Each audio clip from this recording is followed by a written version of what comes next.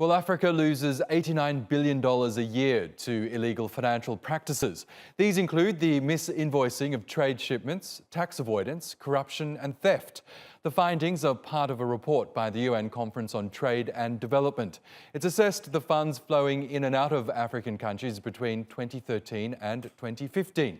The report's finding of $89 billion in illicit transactions is equivalent to 3.7% of the continent's gross domestic product. The UN agency says Africa has lost almost as much money to illegal financial practices as it's received in aid and investment combined. Commodities, including gold, diamonds and platinum, account for nearly half of the illegal transactions. And from 2000 to 2015, the total illicit capital flowing out of the continent amounted to $836 billion. It makes Africa a net creditor to the world.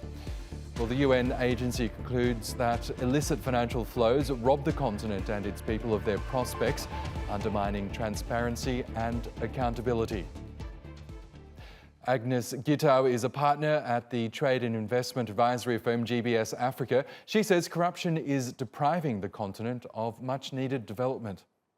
Mostly, the money is mostly through commercial and tax evasion. So, corporation working in our continent, but misinvoicing or underreporting so that they can take advantage of tax incentive and also get away from paying taxes to the continent where at least 90 or 100% of their production takes place. So, yes, it is criminal, and I am glad that this report highlights what the continent continues to go through.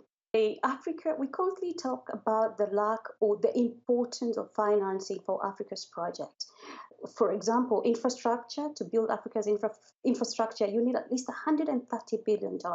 You need another $90 billion to electrify Africa, and much more for Africa's healthcare. So this report, of course, will bring African policymakers, the civil society, to try and seek global cooperation because, look, this money is leaving the continent into already developed economies. And because of lack of clear or regulatory framework, it means it's almost impossible for African governments to be able to track and retrieve these funds.